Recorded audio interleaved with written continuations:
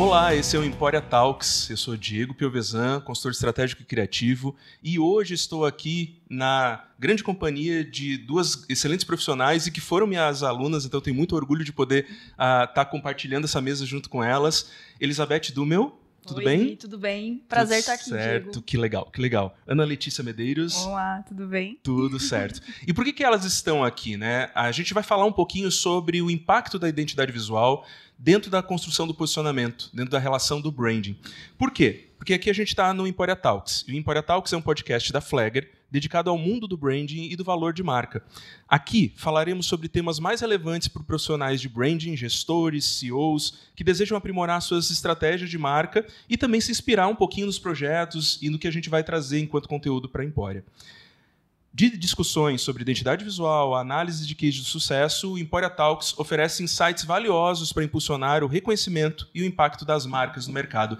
E é sobre isso que a gente vai falar hoje, sobre a relação da identidade visual, sobre como ela constrói pontes para o posicionamento e como a gente pode criar valor a partir do que a gente desenvolve dentro desse conteúdo. Aqui, Beth. Vou lhe chamar de Beth. Pode ficar à vontade. Elizabeth, Beth. Só para os íntimos. Só para os íntimos e colegas de trabalho. A gente tem um desafio muito grande, né, construído junto com a equipe estratégica, que é identificar o posicionamento do cliente, no primeiro momento, posicioná-lo dentro desse mercado e entender que a identidade visual, junto com o naming, elas são primeiras partes de estratégia, primeiros momentos de expressão da marca, né? Vamos fazer uma conversa, um bate-papo mesmo, aberto aqui, de quais são os principais desafios que tu vê dentro dessa construção. O que não pode faltar para um profissional como vocês, quando vocês estão fazendo essa ponte de trazer de algo que está sendo construído ainda no imaterial, né? Nessas relações de conceito, de pragmatismo do posicionamento, para uma concepção visual com cores, com tipografias, com sons.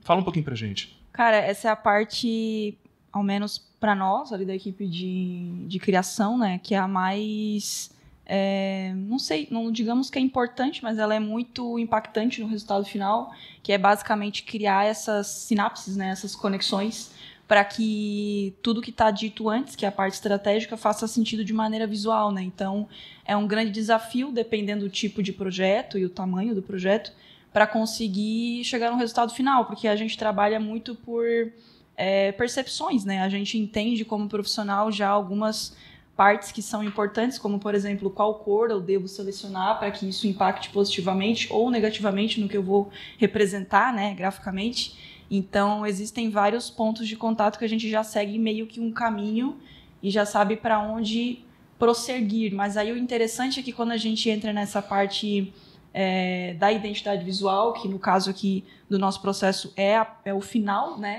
Depois de todo o percurso do brand map, que a gente chama, que é as expressões da marca, a gente costuma fazer um trabalho em conjunto, né, Ana? Então, dentro da equipe, a gente separa em etapas, né? Justamente faz essa leitura, digamos assim, do brand map, que é do pilar de marca, seu posicionamento, seu propósito, quando entra na parte de atitude. Então, as coisas elas precisam estar necessariamente conectadas, né? Eu não vou, por exemplo, representar de uma maneira visual agressiva quando a marca ela é dentro de uma indústria, por exemplo, né? Então, existem alguns pontos de contato já que a gente precisa ir descartando ou trazendo para a marca, né? E aí, dentro do conjunto de tudo e conversando com a equipe, a gente vai trabalhando esses pontos de contato que eu chamo, né? Exatamente. Ana? Eu acho interessante porque, basicamente, a etapa de identidade visual é a representação de tudo aquilo que foi estudado dentro daí de 6 ou 5 meses, né? Então, normalmente é a etapa mais esperada também, porque é o que o cliente consegue ver palpável, né? E eu acho que o nosso maior desafio depois disso, depois de identificar e conseguir traduzir visualmente tudo que foi desenvolvido dentro do posicionamento de marca, é manter isso, né? E daí vem a minha pergunta para ti dentro desse sentido de gestora de contas também aqui na Emporia, né? Como que essa identidade, ela mantém digamos, essa construção do posicionamento e como que isso é levado para todas as outras ativações? A gente, durante todo o processo de posicionamento, a gente já começa um mapeamento extenso e o contato com o cliente para a gente identificar quais são os pontos de contato dele. Então, cada cliente é único e cada ponto de contato é único também, né? Tem ponto de contato que não faz sentido para uns e faz sentido para outros. Então, dentro desse mapeamento, a gente consegue identificar aquilo, como que a gente vai representar visualmente isso tudo. Então, o interessante daqui a gente fala que a gente é o guardião das marcas, né? Legal. Então, a gente tem como costume, nossa rotina, cuidar de tudo aquilo que está sendo desenvolvido em cada ponto de contato para que tudo seja uma unidade. Então, tanto verbal quanto visual. E como que vocês enxergam o processo criativo dentro desse cenário? Porque quando a gente tem uma estrutura de posicionamento já bem definida, com personalidade de marca, com promessa já desenhada, com os pilares já organizados, isso inibe a criatividade, Beth, ou potencializa a criatividade no teu ver como designer? Eu acho que potencializa, porque como a gente trabalha com processos, né? E o Brand Book nada mais é do que um grande livro, no final das contas, um estudo muito aprofundado sobre esse nosso cliente, ele facilita porque justamente tu consegue trazer de uma maneira mais clara os pontos, né? Qual é a atitude daquela marca, qual é o tom de voz. Então a gente consegue trabalhar muito bem aprofundado. Como a Ana comentou também, e o que é muito importante, lá no comecinho a gente já identificando o DNA, como a empresa se comporta e como que a gente ativa e continua fazendo um bom trabalho ao longo do período, né? Então é basicamente unir o estratégico com o visual também, no final das contas. Legal. E eu acho que uma frase que o nosso CEO sempre fala é que o posicionamento é uma trilha, não um trilho, né? Então, a intenção não é inibir, não é diminuir a criatividade, e sim alavancar. Porque a gente tem um norte, e dentro daquele norte a gente vai seguir o posicionamento e vai expandir as possibilidades dentro dessa trilha. Daquele norte, legal. E qual é o papel do cliente desse processo? Né? Porque a gente entende que nós não fazemos o trabalho sozinho, né? A gente faz junto com as perspectivas que foram construídas junto com o cliente. E, Ana, qual é o papel do cliente dentro desse cenário de construção da marca?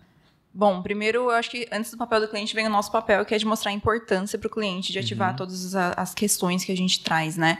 E depois disso, é ele ativar de fato, é fazer acontecer, porque a gente dá ali, faz o norte, dá as possibilidades, mas a gente não faz acontecer na raça, né? A gente não faz um evento, por exemplo, a gente não faz mídia, mas a gente mostra os caminhos. Então, ele tem que estar disposto a ativar e a colocar isso no ar. É uma coparticipação, então. Uma coparticipação. E, assim, envolve muito esforço deles também. Assim, a primeira pessoa a comprar a briga, digamos, é o próprio cliente. É o cliente, exatamente. Tanto é que os posicionamentos que mais reverberaram aqui dentro foram os que compraram a briga ao ponto de fazer uma nova sede que represente a identidade visual. Então, é um nível... São níveis bem diferentes, assim. Sim. Entendendo que cada projeto é um projeto, cada marca é uma marca, cada posicionamento traz uma identidade, quando a gente está ativando uma identidade visual, no ponto de vista de vocês, quais seriam os principais pontos de contato para essa ativação de seja um redesign ou uma marca que está nascendo? Claro que isso vai digamos, mudar por até áreas de atuação. Mas quais são esses principais pontos de contato que vocês veem que são fundamentais? Cara, o primeiro é rede social e site. Todo mundo pesquisa hoje. E que todos estejam acompanhados, né? Todos estejam conectados, alinhados, que não adianta a gente ter uma rede social dizendo uma coisa, o site a gente diz outra, então os pontos de contato eles têm que estar 100%, né? Mas eu acho que é importante a gente pensar também num ponto de contato que às vezes não é lembrado, mas é o time, né?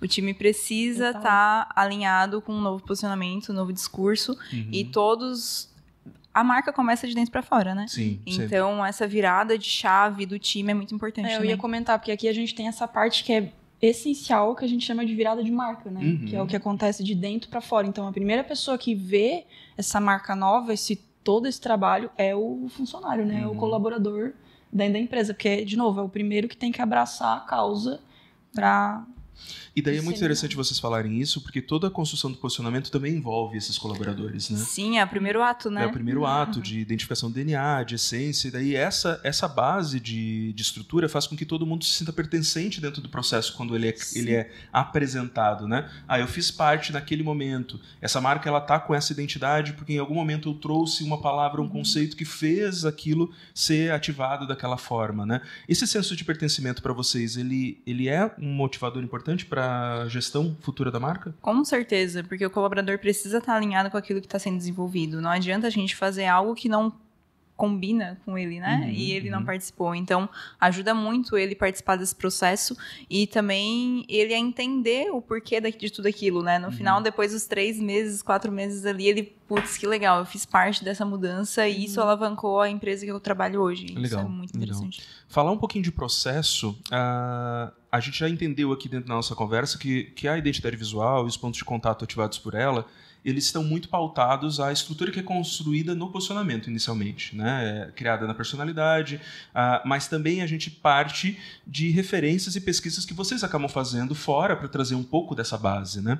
O quanto pesquisar tendências, pesquisar novos recursos ou formas pode ajudar o designer ou o profissional que vai trabalhar dentro dessa área de construir algo que seja uma identidade potente e ainda original, porque dentro de um cenário que é muito mais difícil a gente criar a originalidade, né? O que constrói a originalidade na identidade visual? É só o símbolo? É a malha gráfica? O que constrói isso, Beth? Cara, é o todo, né? E o mais massa do processo e de quem desenvolve e cria, né? É a bagagem pessoal de cada pessoa. Então, uma pessoa vai fazer a mesma marca ou a mesma identidade de maneira diferente. Se eu colocar para ti fazer, por exemplo, para mim fazer, né, a gente vai desenvolver de maneiras diferentes. O legal é justamente a bagagem pessoal. É claro que tem um toque pessoal, né, do profissional, dependendo do tipo de projeto. Às vezes a gente tem costume também de direcionar um tipo de projeto que, esse aqui combina mais com tal pessoa, né, porque já tem uma priori ali, uma resolução que é mais focada naquilo, mas o legal é justamente essa pluralidade, essa diversidade das pessoas. E é muito, muito, muito importante a gente estar em constante atualização. Então, como criativos, independente da área ou maneira que eu for aplicar, a gente precisa estar consumindo coisas, né? E daí não é só redes sociais ou ir no Behance ou coisas assim, é em tudo, né? No rádio ou na rua ou conversando com pessoas, conversando com pessoas, como a gente está fazendo agora. Então, são maneiras da gente ativar e abrir a nossa cabeça, né?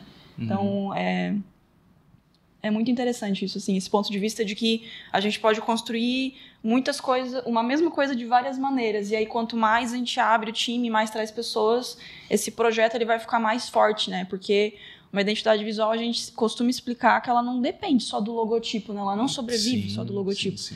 Então, é uma série de pontos ali, né? De conexões, como eu disse, que trazem essa força, né? Aqui a gente tem, por exemplo, como costume ter esse processo, né? Esse padrão. É o logotipo, é a cor, é a tipografia, tem a malha gráfica, né? Os grafismos, texturas. Pictogramas e tudo mais, né? Exato, mas também tem estudo de fotografia, né? Como eu vou trabalhar, aquela pessoa ela vai olhar diretamente para a câmera? Não vai. Então, são vários pontinhos ali que no final criam uma identidade E que fortalecem o valor da própria marca, né? Nossa, demais. Imagina tu fazer um anúncio ou uma comunicação onde só a foto já representa aquilo que é, quem é a marca, né? Então, essa construção visual é muito importante e valiosa. Legal, muito bom. Gente, para a gente ir já para os nossos finalmente aqui da conversa, o que para vocês foi ou é mais prazeroso dentro dessa construção, né? Dentro desse diálogo e poder ver o posicionamento ganhando forma, o posicionamento ganhando impacto? O que para vocês, talvez lembrando agora de algum projeto que vocês fizeram, que vocês ainda estão agora vendo esse posicionamento nascer, não precisamos aqui apontar talvez um outro ponto de marca, mas assim, o que no todo gera prazer para vocês em ver isso no mercado e ver esse crescimento?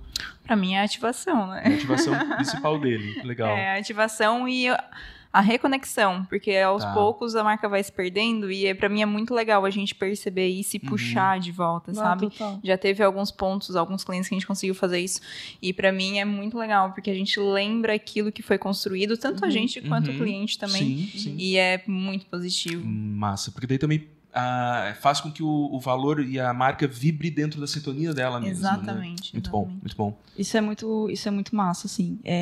E é mais desafiador ainda, né? O redesign ou o rebranding, né? Que é mais complexo ainda. Uhum. E justamente por ser mais difícil, é muito mais gratificante tu ver no final ele dando certo. As pessoas indo atrás e fazendo acontecer, como a Ana comentou, né? Porque não é só refazer o posicionamento, Sim. é agir de fato, né? Eu acho que é gratificante ver isso também aplicado no final e ver acontecer, porque não adianta a gente fazer um baita projeto gráfico, e em todo, né? Estou falando no gráfico aqui, mas enfim, e não ver ele aplicado de verdade no final, né? Na prática, assim. Então é muito massa ver as pessoas engajadas e vendo que aquilo dá resultado. Legal. No final. Nós falamos aqui com uma audiência bem, bem especial, porque ela envolve tanto CEOs, né, profissionais até que já fizeram toda a parte de posicionamento e marca junto conosco, pessoas e profissionais e organizações que estão nesse trânsito querendo se movimentar e estão se inspirando um pouquinho mais do que a gente vem compartilhar aqui também. Estudantes na área de design, profissionais da área de design que estão ouvindo e também entendendo o impacto que a marca gera dentro desse contexto. Como que a gente finaliza fazendo uma fala para essas pessoas? O que a gente deixaria de recado para essas pessoas dentro dessa crença do que a gente acredita, do que a gente trabalha dia a dia com as marcas, com essa construção de expressão visual? Tem muito mais coisa para fazer no mundo. Tipo, não é só isso, sabe? Como tu comentou a fala antes de que nós estamos saturados, né? Existe tanta coisa no mercado, mas, cara, tem muito mais maneiras diferentes de fazer a mesma coisa. Isso desafia, né? Desafia porque a nossa área não está estanque, não está parada, ela está numa crescente de desenvolvimento onde a gente tem múltiplas possibilidades para essas marcas. Exato. Né? É só elas estarem abertas a isso. Né? Legal, Beth, muito bom. Então, gente, obrigado pelo tempo. Beth, muito obrigado por estar aqui junto comigo. Obrigada também. A Ana, brigadão também pela contribuição. Muito bom. E traremos vocês novamente, tá? Traremos vocês para discutir outros pontos também dentro da área de posicionamento, de gestão de marca, porque eu acho que a gente agrega muito com essas nossas discussões. E é isso, gente. Obrigado por nos acompanhar até aqui. Até o próximo programa. Tchau. Valeu.